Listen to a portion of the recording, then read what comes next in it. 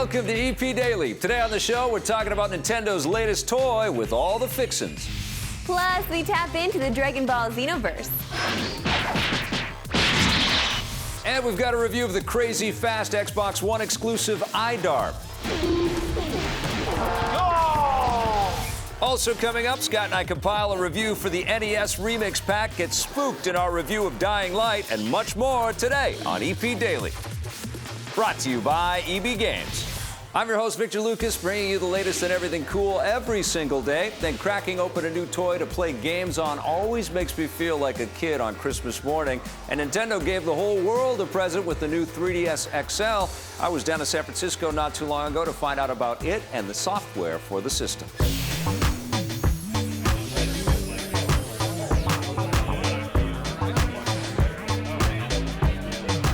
Friend from Nintendo, Matt Ryan, is here, and he has a new toy with him. This is the new 3DS XL. Tell us what is new about the new 3DS XL. Well, this new hardware is an improvement over the last versions. It's really exciting out there because it's got super stable 3D. It does face tracking so that no matter where you move your head, the 3D is still there. There's no flickering. It works really well. It has Amiibo NFC near-field communication built in underneath the touchscreen, so you can just tap your Amiibo into it. There's some new buttons on there. Of course, the ZL and the ZR. Also, a C-Stick, which is really going to help you with some of those games, especially like a Resident Evil Revelations, where you could use the Circle Pad Pro. Well, now you don't need that anymore, and you can use the C-Stick. So there's some key games that are really going to show off some of these features. One of the big ones, obviously, is Monster Hunter 4 Ultimate, which there is a special edition, new 3DS XL. Tell us about the partnership with Capcom and why that game was so important for this hardware. It's always important with Nintendo that we have great third-party support.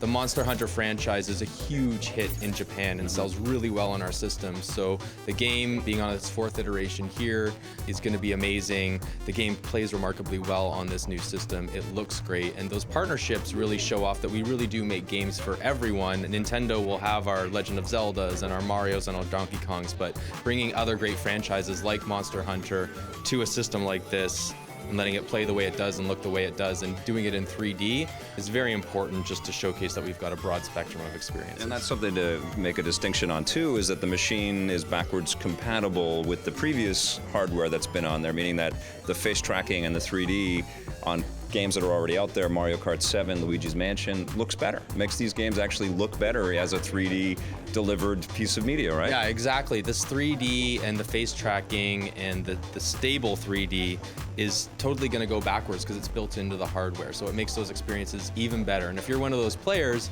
who's been constantly turning the 3D up and down, or guilty, we urge everybody out there to try it. Try it without the 3D first, and then flip it all the way up and see what the difference is, and you're probably going to keep it on. One of the things that I think we're not talking about here is the performance boost as well within the machine. It's a more capable system. It's got a little more hardware punch to it, which means you're going to be able to load stuff quicker.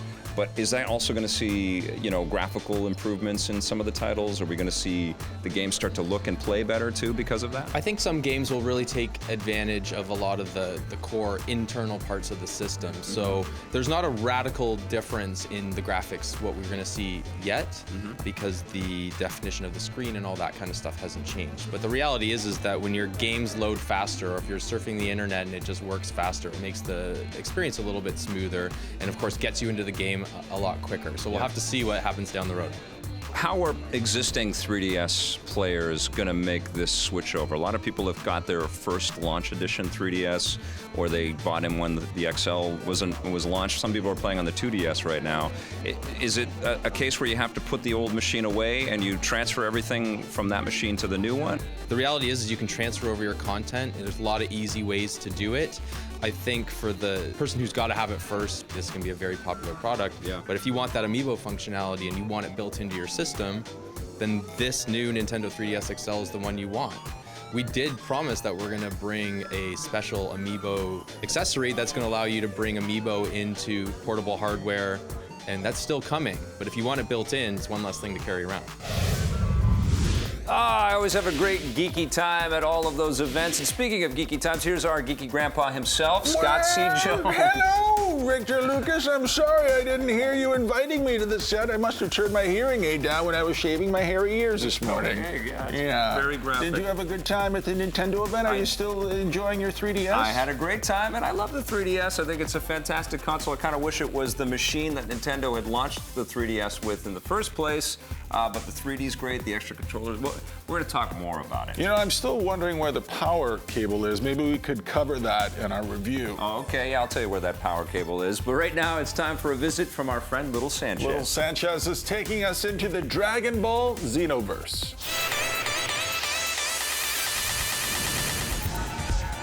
A clock that once had stopped will start to tick again. Finally, someone has listened to me. We are talking about Dragon Ball Xenoverse. Now, how cool is it that I am in your game? In this version of Dragon Ball Xenoverse, you can create your own character and dive into this brand new world of Toki Toki City, the home city your character is from. There you will have the freedom to explore the planet as it exists in the Dragon Ball universe, breathing the same air as Vegeta, Goku, and Piccolo. You can fight alongside them, which will be something spectacular for the player this time around. That sounds like an awesome idea. What made you want to create a game that would allow gamers to create some kind of character or even themselves and put them in the Dragon Ball universe? We created this really new experience for the gamer because in the last game, you could only choose Goku and Vegeta from the original Dragon Ball series. We hope that it will be exciting and empowering for the players to be able to create a new character and go into this new world. And can you tell me about the story within the game? Is this a story that Dragon Ball fans are going to be familiar with, or did you guys create a brand new story?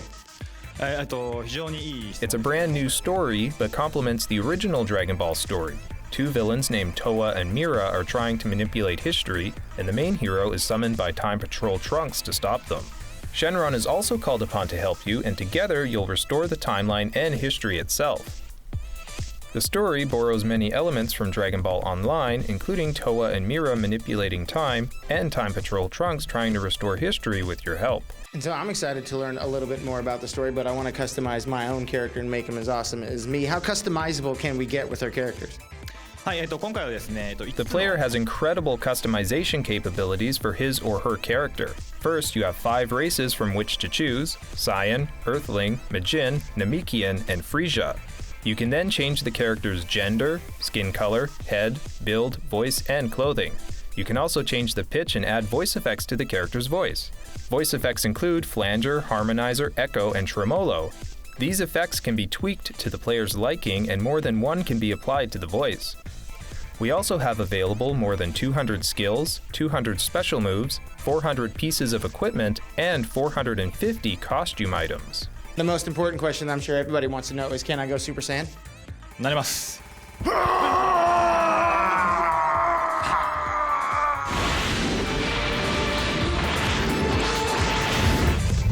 Did you see that? Lawsuit alert, Victor Lucas. That guy in the Dragon Ball Xenoverse game has the same hair as you, my friend. It's like the...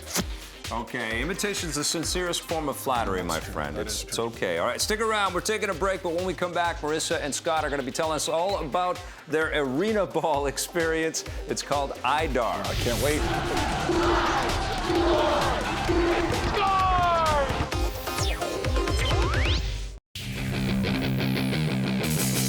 Welcome back to the Electric Playground. Getting a ball to go to its home sounds like an easy enough job, and in IDARB there are plenty of ways to do it as long as you get the timing right. So is it fast and furious fun? Find out in today's first Review on the Run.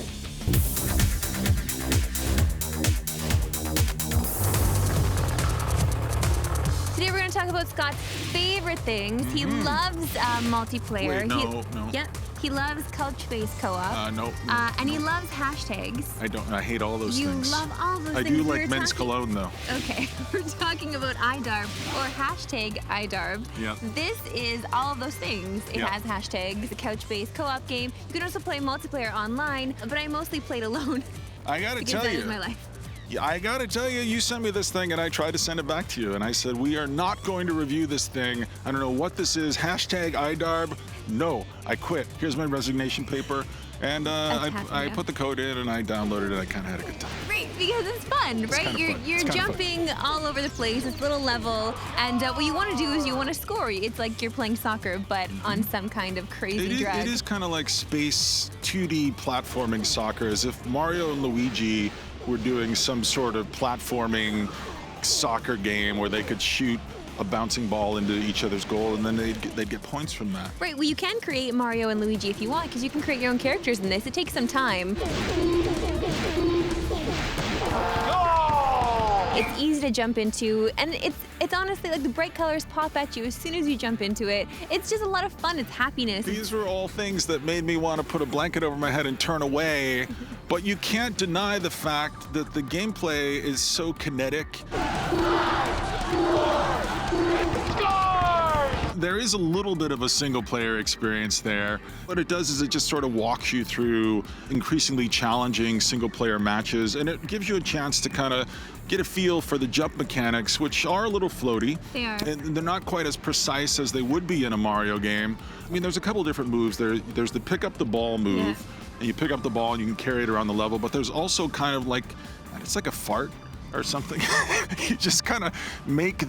If you get near the guy who's carrying the ball, you kind of make the ball fly away, fly loose. And so you make this kind of electric fart. I guess, I don't know what it is. Dude, that's what it is. It's really fun, though. I was a doubter. I won't doubt you again. Okay, thanks so probably much will for that. doubt you, Well, though. I feel like this is one of those games that you need to have more than one friend for to really enjoy. Yeah. You want to get a nice 2 versus 2 action in there if you can, so you can play online. But if you don't want to play online, it's just tough to get those matchups. Like I need to have even teams Yeah, the because there's no. matchmaking thing is a bit problematic. It is, and there's no game AI. You can't just put in a character to, be your friend's friend or to be my friend. So the teams are lopsided then. And if you have a lopsided team, well, you're in trouble because it's pretty tough to score. It is, but I'm pretty good. I think I could hold my own against a lopsided team where you had more people on your team and I just had one guy. Okay, so maybe I will friend you on All right. Xbox now. I and dare you. We'll have to try that out. But no, I had a good time. I'm glad you forced it on me a little bit. I can't wait for you to force another game on me. IDARB, hashtag, awful title, fun gameplay. Wish there was more of a Hashtag robust Scott Jones likes single fun. player experience in there. What are you going to give this game? Gets an 8. Gets a 7 for me. Woo!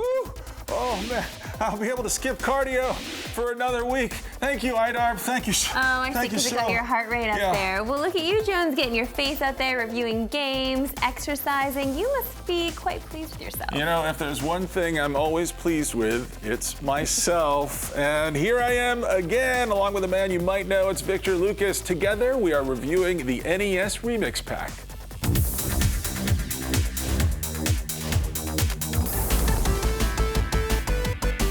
Nintendo is back with a new game in the NES Remix series. Yep. We played these things on the 3DS and the Wii U. Yep. Victor Lucas, how do you feel about the NES Remix? I think it's a pretty cool idea. I was a little disappointed with the brevity and the lack of gameplay in the first remix, but I think they added a little bit more.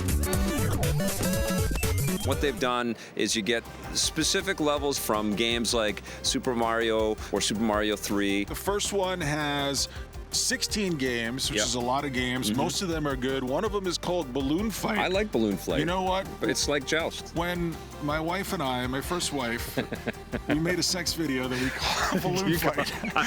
And anyway, I bought that. and you know, in the second NES remix, you got some games that are really invaluable to gamers everywhere. Yeah. And I love seeing these games again, and I love seeing them, especially on the Wii U, on my big TV screen.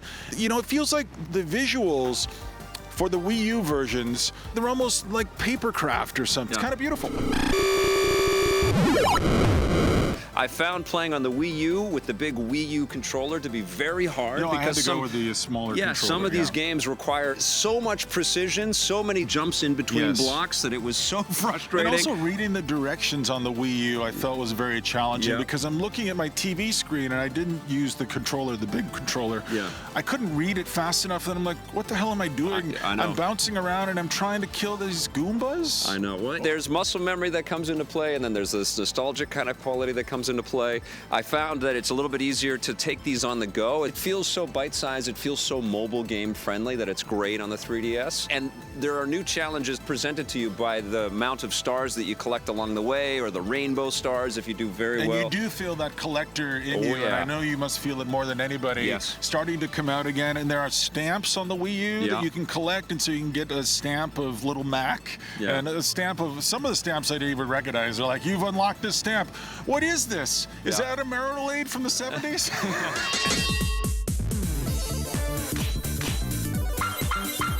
I think if I were going to get one, I would get the Ultimate NES remix for the 3DS. That's probably where I would play this the most. For sure.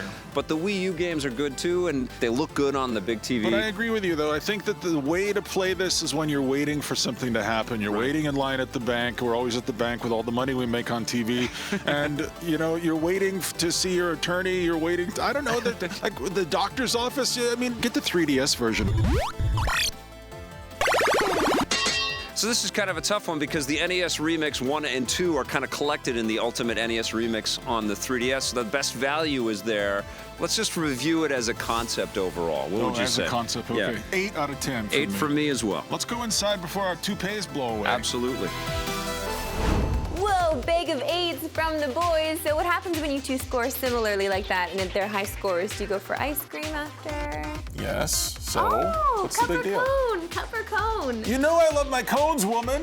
Okay, so when you get the cones, do you go for a walk through the park, or is it like a bench sit kind of situation? A little too comfortable. In fact, so comfortable that it's time for a scare. Vic and I have a review of Dying Light after this.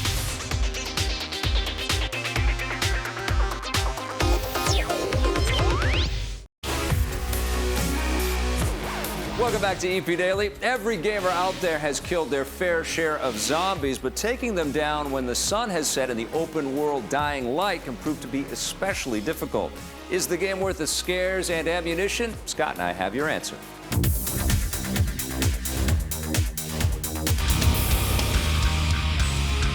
It is the doldrums of the beginning of the year, which means we don't have a lot to look forward to or a lot to play in the video game space, but we found something we both kind of have been digging a little bit. It's called Dying Light.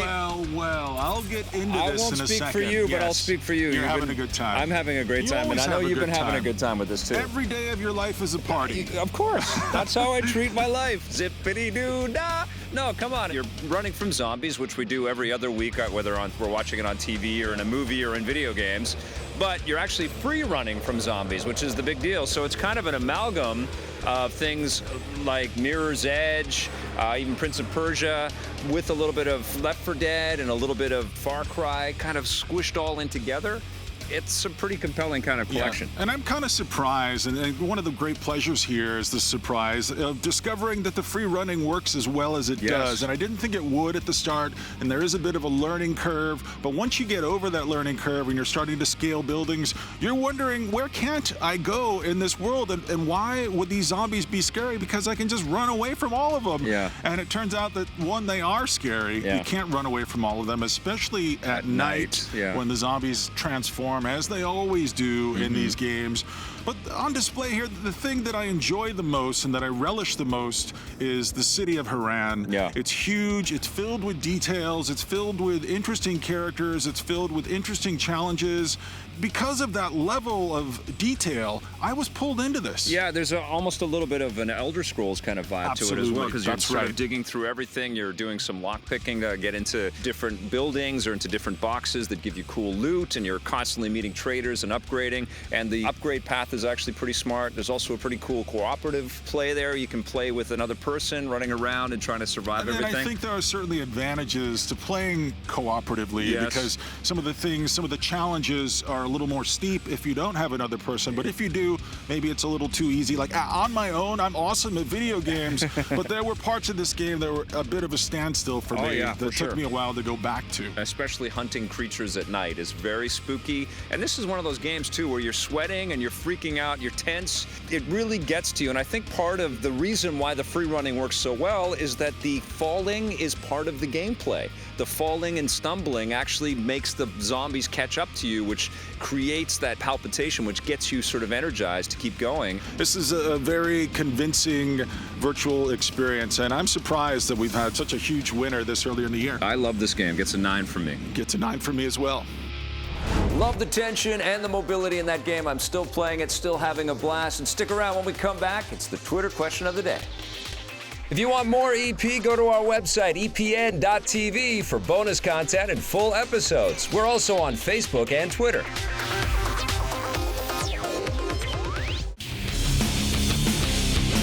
Welcome back to EP Daily. It's time for our favorite part of the show. It's called the Twitter question of the day. And this one is from James at JLatbat asking, why isn't North America getting the regular new 3DS with swappable faceplates? He's talking about the Japanese version of the 3DS, which the smaller version, you can actually swap in all kinds of faceplates. There were licensed ones from Nintendo and other things that you could buy separately, and you could also create your own, like you could create an EPN logo, for example, and slide that into your faceplate. We didn't get that in North America. We still might. Yeah, and you know what? I'm not a big fan of any customizable options for any console or handheld. I'm really into the games themselves, but how your console or handheld looks, I really could not care less about. So I feel like North America, we're okay. What about you, though? I would like a Batman 3DS, but I'd like it the XL size. So if they could do the swappable for that, that would be awesome. Good question, James. Remember, you can get caught up on full episodes and a whole lot more on our website at epn.tv. We are going to leave you now with a look at our upcoming story on Monster Hunter 4 Ultimate, also for the Nintendo 3DS. Thanks for watching. See you tomorrow. EP would like to thank its sponsors, Nintendo, Xbox. EP's mobile coverage is brought to you by Gameloft, makers of Dragon Mania Legends, which you can play for free right now. This is a game that is really a cult classic in every sense, and that people that have played this game back in the day have such fierce feelings about this game because it's really a different Zelda game experience than any other game in the series. And Skull Kid has been taken over by this evil Majora's Mask, and it's the end of the world, essentially. It's the last 72 hours before the moon crashes into Termina, and it's up to you to save this planet and to really interact with all of the citizens in the best you can to try to save it.